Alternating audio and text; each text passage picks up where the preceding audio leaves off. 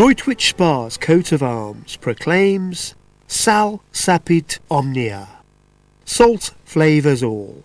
And there surely can't be a more appropriate town motto in England. For thousands of years, until the early 20th century, salt dominated Droitwich and the lives of the people who lived here. Even today, it's impossible to escape its influence. This is a town built quite literally on salt. But how did it get here in the first place? To find out, we have to go back a long, long way. About 200 million years ago, this area lay beneath the sea. Shifting continents and climate change saw sea levels gradually fall. The ocean here was trapped in a large natural basin and became landlocked. It slowly evaporated and left behind a thick layer of pure rock salt. At one time in the distant past, the Droitwich area would have resembled the salt flats of Utah. Changing sea level saw the region submerged again, and as the oceans ebbed and flowed, sedimentary deposits of clay and sandstone were laid down on top of the salt beds. Movements in the Earth's crust brought the salt layers in the Droitwich area nearer to the surface. Surface water permeated the upper layers and dissolved the salt, forming an underground reservoir of brine and a network of brine streams. From about 2 million years ago, Northern Europe plunged into a series of ice ages, each lasting tens of thousands of years and broken up by warmer periods. The River Salwarp, aided by the occasional spread of glaciers from the north, gradually carved out a valley from the softer sedimentary rocks. Where the rock layer between the surface and the reservoir was narrowest, there was enough pressure to force it up through fissures in the rock to appear as strong saline springs. It was these springs that first brought man to the Salwarp Valley. Flint tools found in the area are around 6,000 years old and were probably left behind by prehistoric hunters tracking animals attracted by the salty marshes. By about 4,000 years ago, the nomadic way of life was being replaced by farming, which led to a more settled lifestyle. It was probably with the evolution of permanent settlements that salt working grew as an industry. Droitwich salt may have found its way to burgeoning Bronze Age communities all over Britain, including the flourishing civilization on Salisbury Plain, via a network of prehistoric tracks known as saltways. Droitwich is unique in being the only inland centre for salt production in the country that can be dated from prehistoric times. In the late 7th, early 8th centuries BC, Britain was overrun by Celtic tribes from the continent. The Droitwich area became part of the kingdom of a people known as the Dubuni.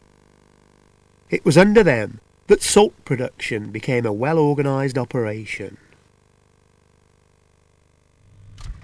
Refrigeration was a thing of the future, and salt was one of the few known food preservatives, essential to guarantee a supply of meat through the winter, therefore essential to survival.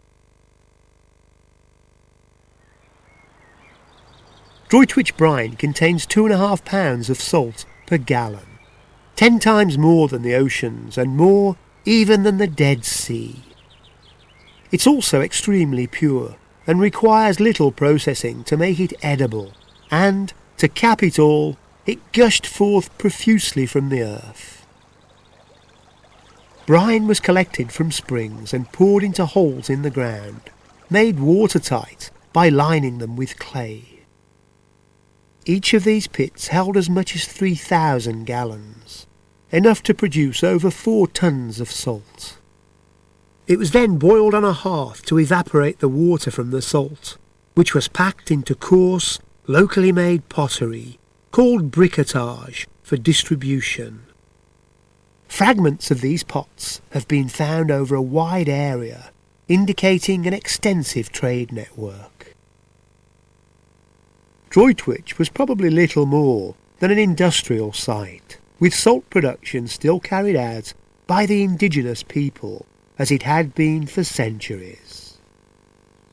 Now, though, it was under the control of the Dubuni, overseen from a hill fort at Hanbury, probably the stronghold of a ruling local elite.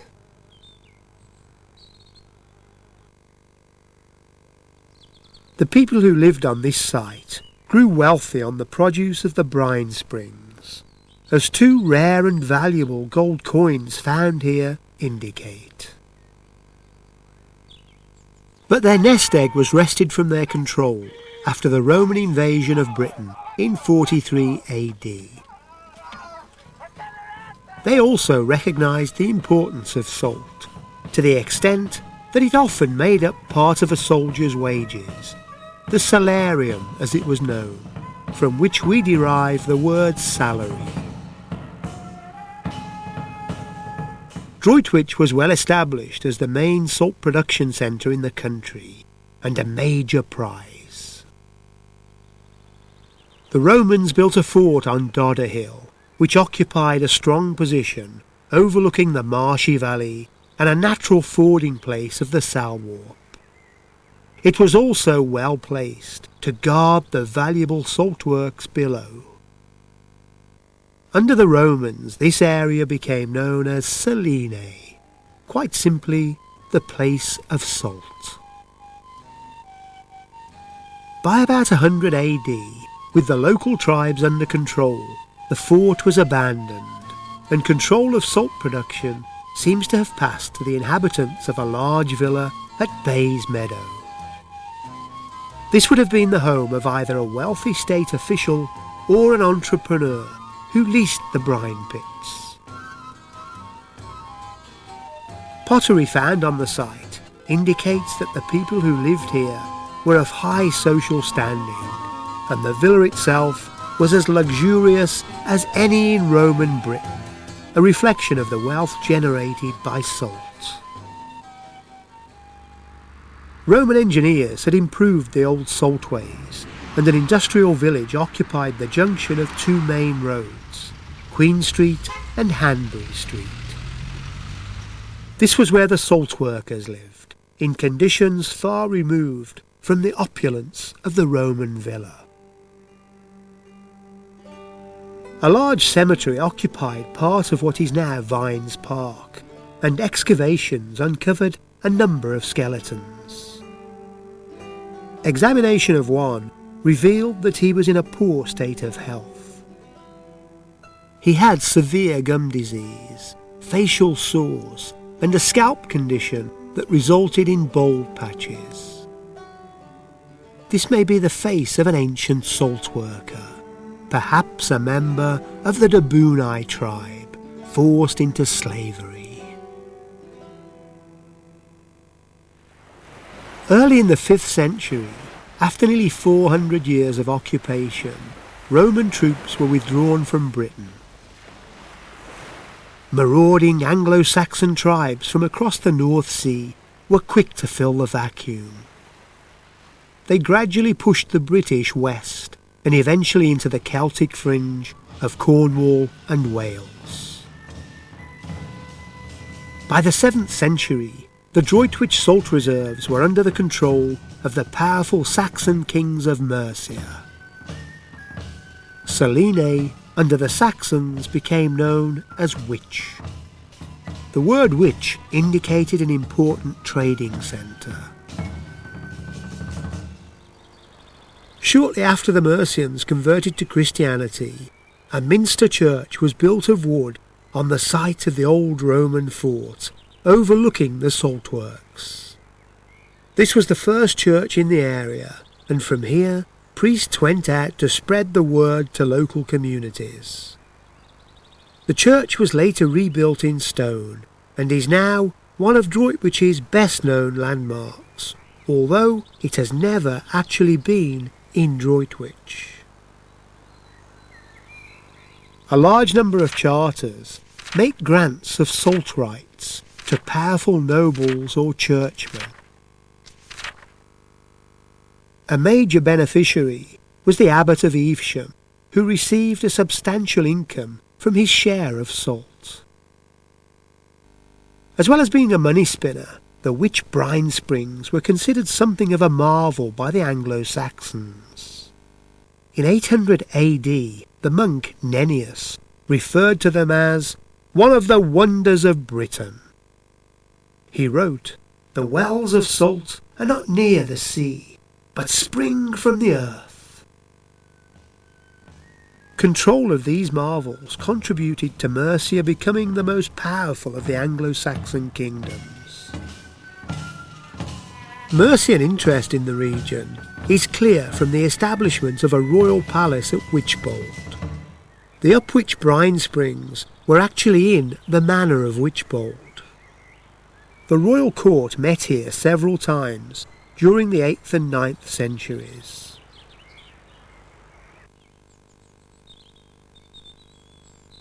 Another important local settlement in Saxon times was Witton, a corruption of Witch Tun. Tun in the Saxon tongue meant farm. This was the agricultural settlement that supplied the salt-producing area with food. During the 9th century, Viking raids became more frequent and eventually became full-scale invasion. Mercia fell to a mighty Danish army, who were threatening to overrun England completely. Only Alfred the Great of Wessex stood in their way. He gradually began to push the Danes back, and it's said that, in the year 888 AD, Alfred himself came to Witch and held a council of war. Alfred instituted the creation of a network of fortified sites, or boroughs, to secure recovered territory. One of them is thought to have stood on the site of St. John's Church in Bromsgrove. The success of this policy led to the growth of the settlements in the region. A small village developed along High Street, the oldest of Droitwich's town centre streets, leading off the Roman road junction. There was a small wooden church dedicated to St. Andrew, and the first wooden bridge over the Salwarp to aid the transport of salt. Saxon control of England came to an end after William the Conqueror's victory at the Battle of Hastings in 1066. The Domesday Survey, commissioned by the new King of England 20 years later, provides the first accurate record of Witch. It tells us that there were 5 brine pits, the main one being the Upwich pit, and 250 salt houses, or seals as they were known. These were simple wattle sheds housing barrels for storing brine and hearths for boiling it. The revenue from Witch's salt was valued at £90 a year. In today's terms, around £500,000. William the Conqueror held the largest share, approximately half of the total production. Among the other major holders of salt rights was Matthew, the Count of Boulogne, who owned the manor of Brampton in Oxfordshire. He left his mark in Wych by paying for the foundation of a chapel of ease, the forerunner of St. Nicholas Church. No longer standing, but, as we'll find out later, still very much part of the fabric of Droitwich. The year 1215 was a momentous one for the people of the developing town of Wych. The beleaguered King John was seriously strapped for cash and granted the townsfolk the right to elect a town council and handed over his salt interests in return for an annual payment of £100. A huge sum in those days, but one they considered well worth paying. Salt rights, representing the amount of brine an individual could draw from the well each year, were shared out among the burgesses, free men of the town with full citizenship. A share in the brine pits was known as a fat, spelt with a PH. Throughout the medieval period, salt rights could only be passed on by inheritance.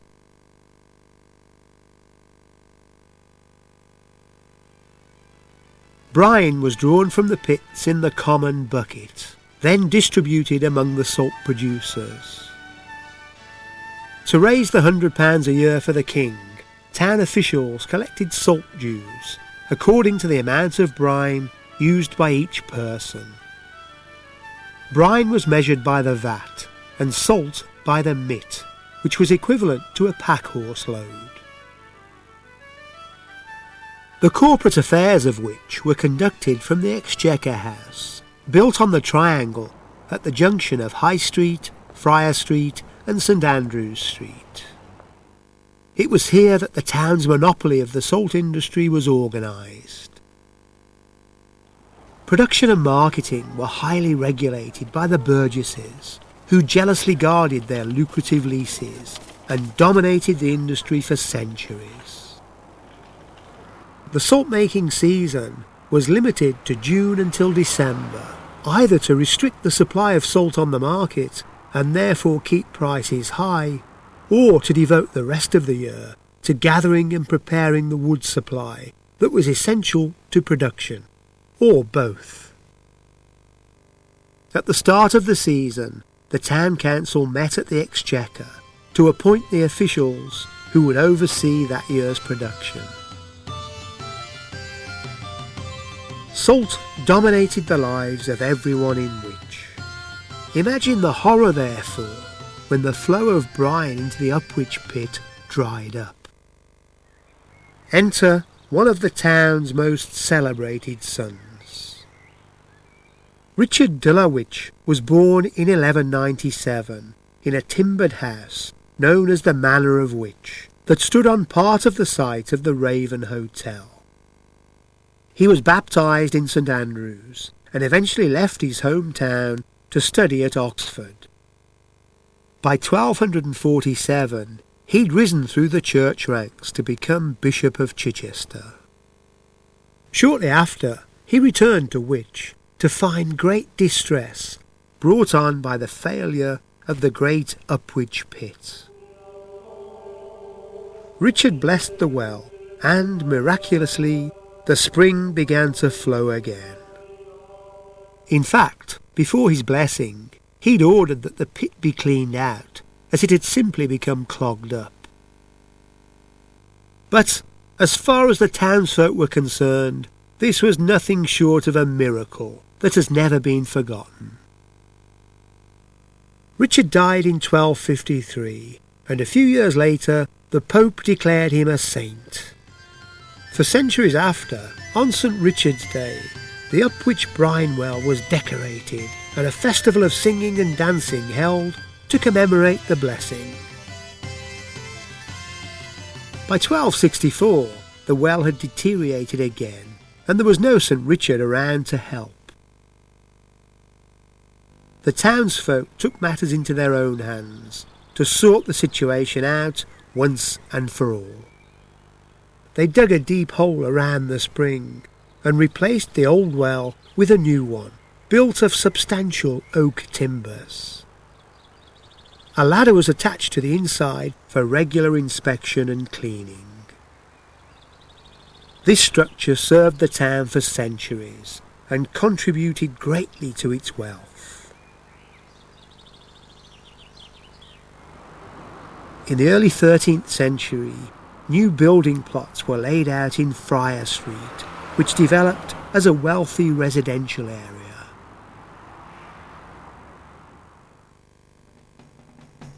Annual salt fairs were held in October and December, and a regular weekly market. Tolls on goods sold at market paid for paving the streets and maintaining the bridge over the Salwarp, Chapel Bridge as it was known, from the chapel built across it. The town's churches were rebuilt, and in the late 13th, early 14th centuries, there were two new religious foundations here. St Mary's Hospital, north of Chapel Bridge, was founded by the rector of Dodderhill as a hostel for travellers. In 1331, an Augustinian friary was founded in the Vines area. This is where Friar Street gets its name. By now, Wych was producing around 1,500 tons of salt a year from 2.5 million gallons of brine. This increased still further in the 15th century when a pump was built in the Upwich pit. The complicated network of saltways converging on the town from far and wide were packed with carts and pack horses, taking away salt and bringing in the huge quantity of timber required to fuel the brine-boiling hearths. It was estimated that by the 16th century, brine boiling was consuming something like 6,000 cartloads of wood a year. The result was heavy pollution, which prompted a local priest to ask the Bishop of Worcester for a move to a cleaner place. It was probably for the same reason that the town assumed its more familiar title. It became known as Droitwich. Droit meant dirty.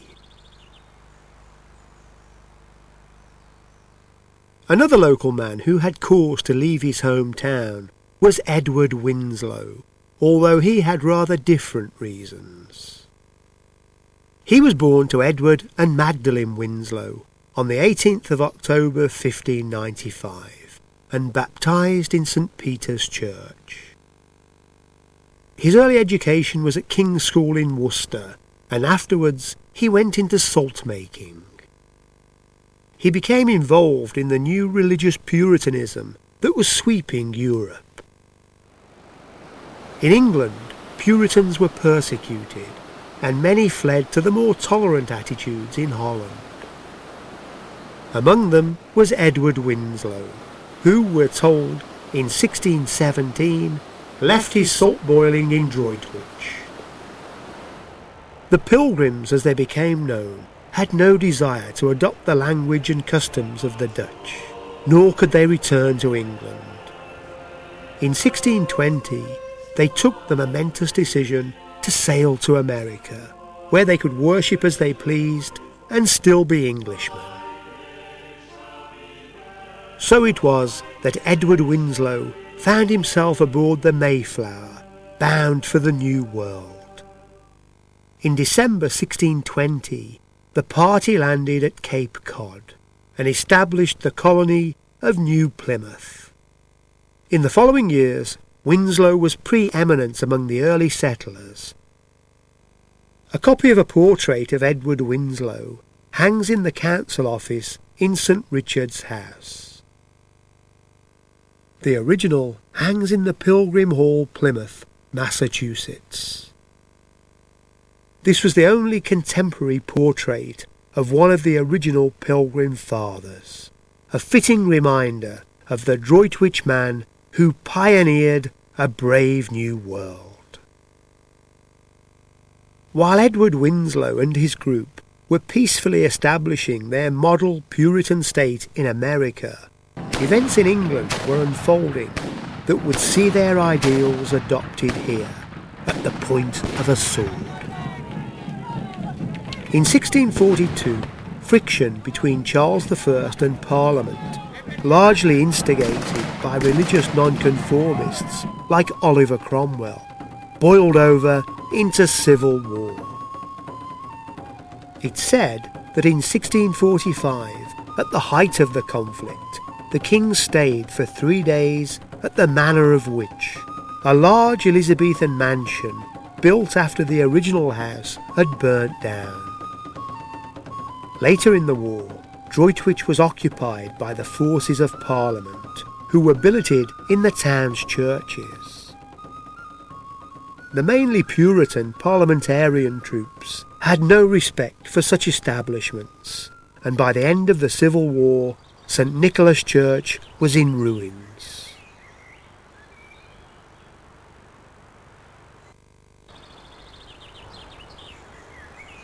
A rather more positive result for Droitwich arose from a wager in 1677 between Sir John Packington of Westwood and the Honourable Henry Coventry of Croom, who were brothers-in-law. The story has it that their mutual interest in horse racing, and possibly too much claret over dinner, led them to arrange a match between their favourite horses. The stake is said to have been £3,000, with which the loser was to found a charity in the name of the winner. Henry Coventry's horse won the race at Ombersley, and money was set aside to establish a workhouse in Droitwich to give employment to the poor. This concept was abandoned when it was realised that Droitwich was unique among 17th century towns, in that everyone here who could work did. The plan was changed to provide almshouses for elderly men and women, the Coventry almshouses as they were known, that still stand in the Holloway. The trade on which most people depended in Droitwich was still, of course, salt. The town's annual production was around 3,000 tonnes, and the daily output from the Upwich brine well alone was enough to produce 10 tonnes of salt a day. In 1688, the Upwich pit was worth £5,000 a year, and regarded as the surest property a man could get. To hold fats in Droitwich was more valuable than owning land. It was said that a man would die in peace if he could leave his wife a fat or two in the old salt pit. She would be well off for the rest of her life. The industry was still tightly controlled by the corporation and had changed little since the medieval period, but things were about to change. In 1695, the council's monopoly was challenged by Robert Stainer. He claimed the right to sink a brine well on his own land. The corporation, representing the interests of the producers, took legal action, but after a lengthy court case, Stainer won. Although Stainer was ruined by massive legal costs, it opened the door for others to sink wells. The private wells, rather than rely on the natural springs, were sunk directly into the brine streams. Some of them were as much as 200 feet deep. Since production was no longer subject to limits set by the corporation, the quantity of salt being produced soared. Steam engines were introduced to pump brine, and the industry became an all-year-round activity. Production rose to around 15,000 tonnes a year, and prices fell by 85%. This dramatic change in the structure of Droitwich's staple industry in such a short space of time was a disaster for many. The bulk of the production, and therefore the wealth, was now in the hands of a small number of individuals. On the other hand, by the early 1700s, shares in the old salt pits were worthless, and nearly 200 townsfolk faced financial ruin. The salt houses around the old salt pits that had served the town for centuries fell into dereliction. In nearly as bad a state were the region's roads. They were little better than muddy quagmires in winter and dusty tracks in summer. This was obviously a hindrance to the salt trade, and local businessmen obtained Acts of Parliament to privately improve the highways. They recouped their outlay by erecting turnpike gates and toll houses at stages along the improved roads to charge those using them. Worcester Road was the first in the county to be turnpiked in 1713. A considerable hindrance to stagecoaches was the chapel straddling the bridge across the Salward. A contemporary account sums up the problem. Through the middle of the chapel passed the high road to Bromsgrove, the pulpit being on one side of the road and the congregation on the other. With stagecoaches thundering through, this was obviously a ludicrous situation, and the bridge chapel was eventually demolished.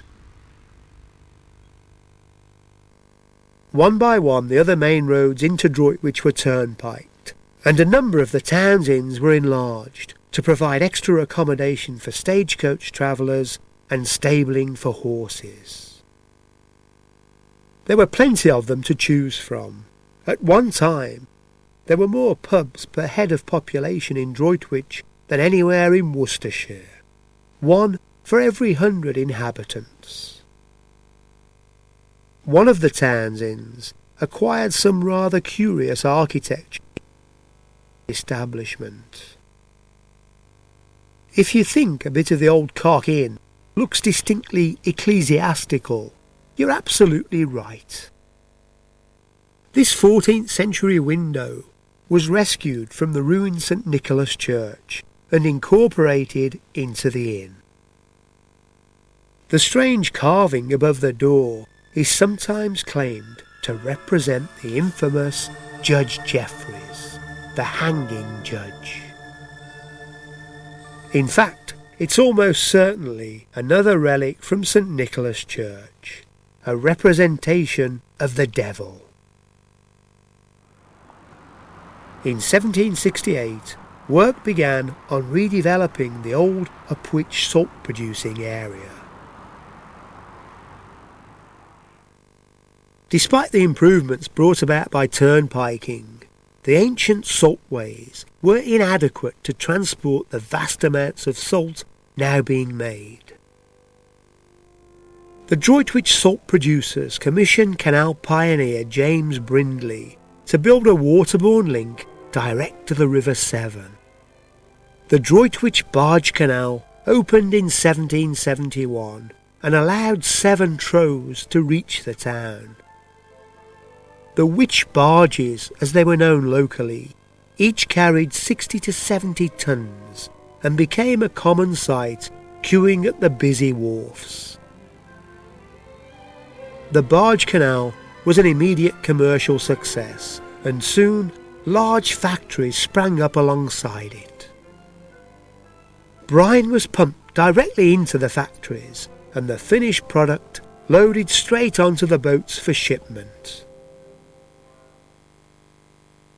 Salt making provided employment for thousands of men and women who laboured in dreadful conditions.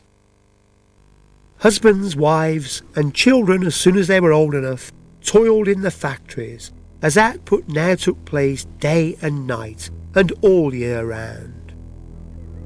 It was not unheard of for exhausted salt workers to die by falling into a vat of boiling brine.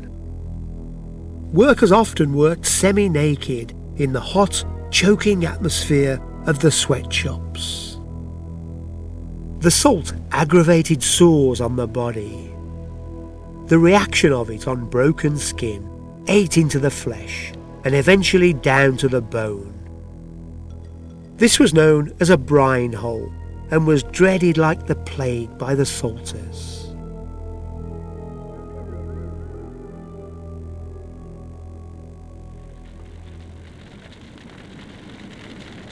In 1826, fire seriously damaged the Exchequer building, and the decision was taken to demolish it.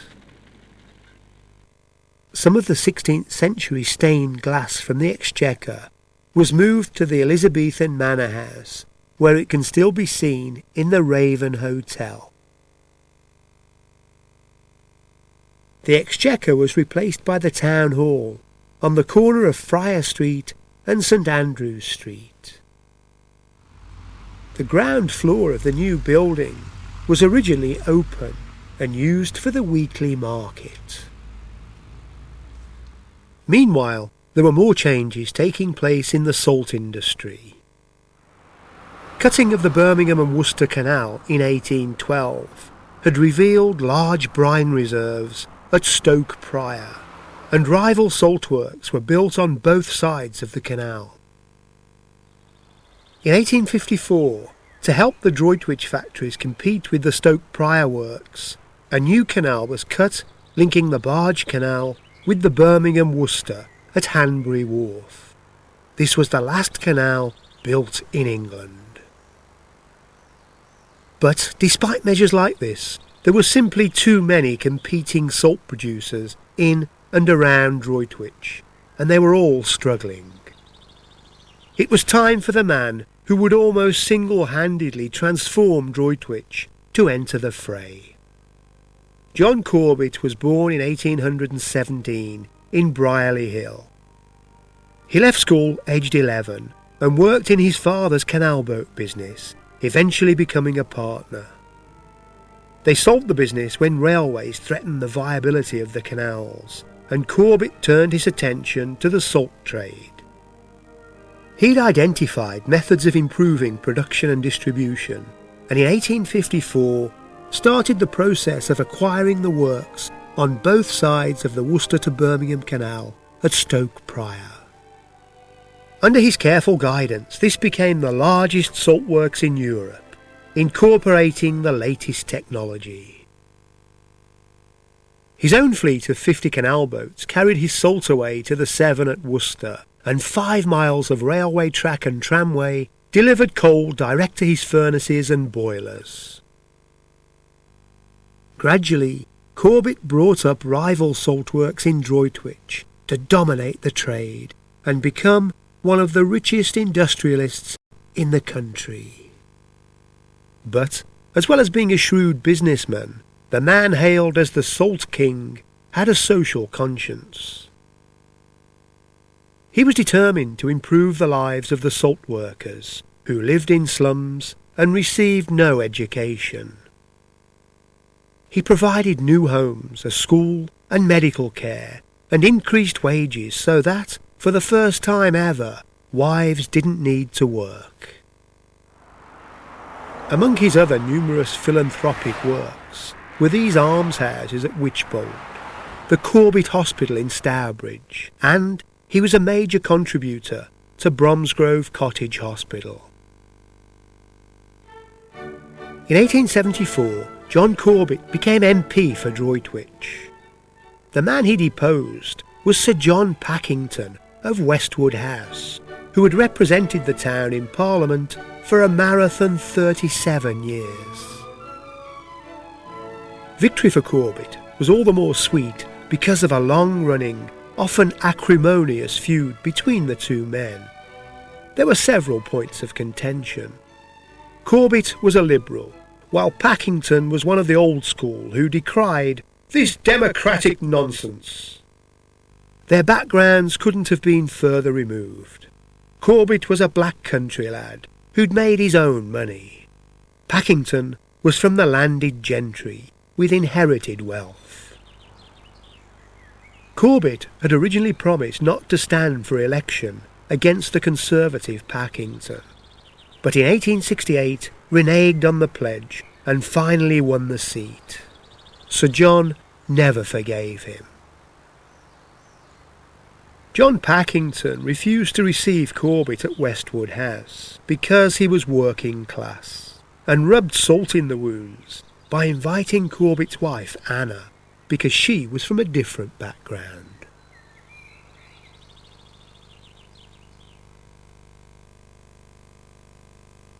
If Corbett, the dour self-made black countryman, was not to be accepted as an equal in the eyes of the local landed gentry, then he would match them in constructing a residence to equal theirs. It began with the purchase of the Manor of Impney in 1869. John Corbett had met his wife in France, and both loved French architecture. He commissioned French architect Auguste Tronquoy, and 3,000 men worked on the project, which was completed in 1875. It cost an estimated £200,000, equivalent to around $7.5 million today. The stunning result was Chateau Impney, set in 120 acres of landscape grounds, sloping down to the River Salwar. Sadly, the marriage broke up 3 years after the Corbetts moved in, and the Salt King roamed the corridors of his palace alone. But while his marriage may have failed, his nose for a money-making opportunity assured his commercial success. By now, Droitwich had established a reputation for the curative properties of its brine water. The story had begun in the 1830s, when cholera was sweeping through the teeming tenements of the salt workers that now filled Friar Street and the other streets near the factories. One victim was advised to take a hot bath. With no fresh water to hand, the patient was simply dipped in hot brine.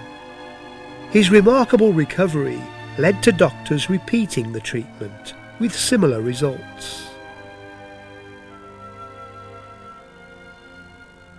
Dr. Ricketts' Asylum in Friar Street, now the Droitwich Working Men's Club, was the first place set up particularly for the revolutionary treatment. The medicinal properties of brine began to be proclaimed as a cure for conditions like sciatica, lumbago and gout, and in 1836 local entrepreneur Mr. Gabb opened the Royal Brine Baths in Queen Street, the first of their type in Britain. The arrival of the railway in 1852 made Droitwich more accessible, and soon there was a regular flow of horse-drawn cabs and bath chairs, ferrying people from the railway station to town centre hotels. By the time Corbett decided to get involved in the tourist trade, Droitwich was well established as a spa town. But he identified a number of ways the industry could be improved and, as he had done with salt, set out to dominate it. He bought up as much land and property as he could in Droitwich town and redeveloped it to attract more visitors to bathe in the brine. In a little more than a decade, he transformed Droitwich town centre. He bought the Royal Brine Baths and the nearby Royal George Hotel and redeveloped them with more modern facilities. He laid out the Brine Baths Park, now Lido Park, built St Andrew's Brine Bath, followed by the Worcestershire Brine Bath Hotel. He laid out Victoria Square, which was dominated by the Salters Hall, built, of course, by Corbett. And he donated land and money for a new railway station. In 1888, he bought the old manor house of Witch and enlarged it to create the impressive Raven Hotel. The Elizabethan house still stands at the core of the hotel. The choice of name for the new establishment was taken from the raven that features on the Corbett coat of arms. Corbett looked to his Norman ancestry for the symbol that adorns a number of buildings in and around Droitwich connected with him. The French word for raven is corbeau. John Corbett died in 1901 and was laid to rest at St Michael's Church in Stoke Prior. For a week, flags on public buildings in Droitwich flew at half-mast. Thanks to him, early 20th century Droitwich Spa was a boom town, packed with tourists and visitors with all manner of complaints. But that was only part of the picture. If any of those wealthy visitors cared to wander down the hill, they saw a rather different side to the town. Friar Street was full of slums, and High Street, the commercial centre of town for centuries, had become a quiet backwater. By 1912, a decline in Droitwich's salt-making was taking its toll, as this description shows. The brine baths and salt manufacture lend to the town all its characteristic features and give it two very different aspects. The pleasant surroundings necessary for a health resort are offered near the baths, while in the lower part of town the decay caused by the abandoned saltworks and ruined buildings gives it a desolate appearance. The last Droitwich salt works closed in 1922, and production centred solely on Stoke Prior. Meanwhile, down the road at Wychbold, moves were afoot that would transform the skyline. As radio technology had advanced, there was a need to build new transmitters at the centre of highly populated regions. The obvious location was Birmingham, but it was decided that interference from the heavily built-up surroundings may be a problem. Eventually a site was chosen at Wychbold. Work on the 54-acre site began at the start of 1933, and by September the 400-foot masts were erected.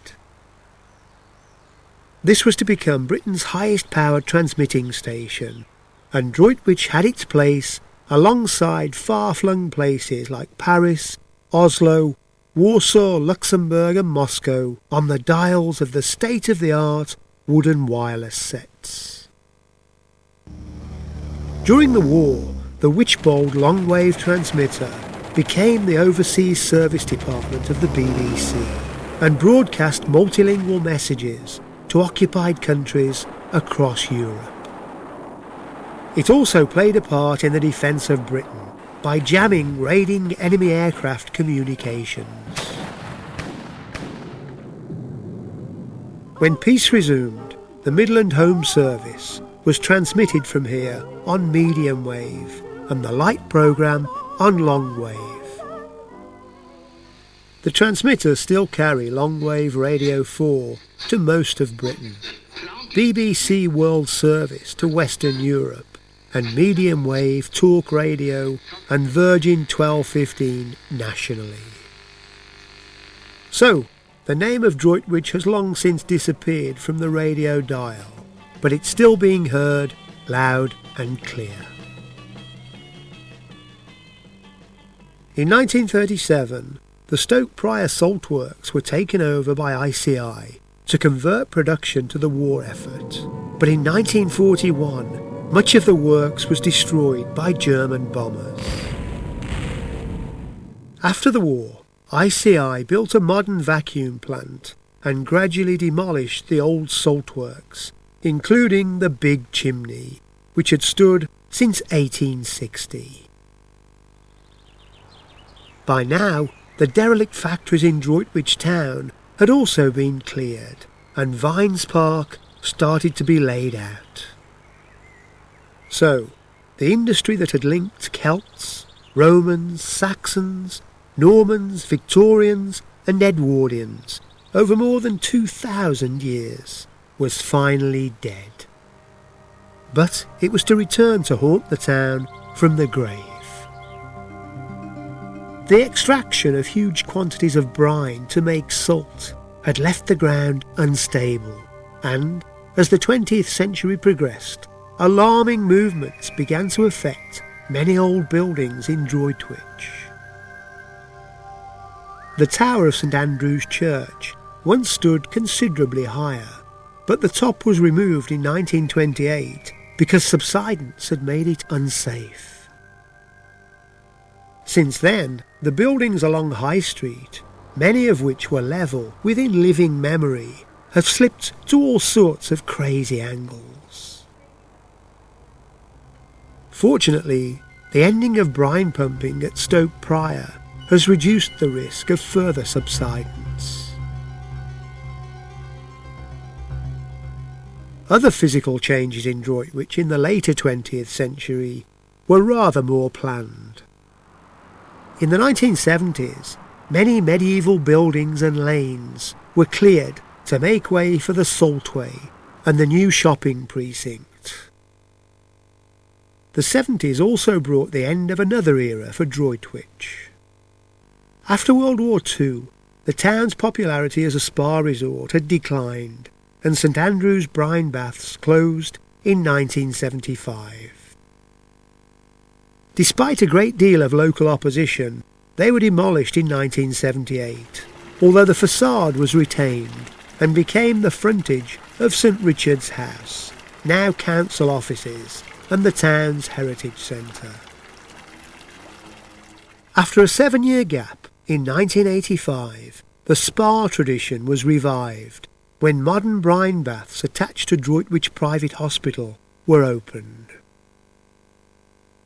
They draw their brine from Tower Hill, the only brine well now operating in Droitwich. This is Britain's biggest spa development. This sparked a successful movement in the 1990s, spearheaded by the Droitwich Advertiser, to restore the spa to the town's name. Another restoration project has yet to come to fruition. The Droitwich canals had closed in 1939 and slipped into dereliction. In 1973, the Droitwich Canals Trust was formed by a group of local waterways enthusiasts with the aim of rescuing them. Since then, they've been slowly but surely restored. There's now the exciting prospect that in the not-too-distant future, landlocked Droitwich will once again be accessible by boat. The next chapter in the Droitwich Spa Story is already being written.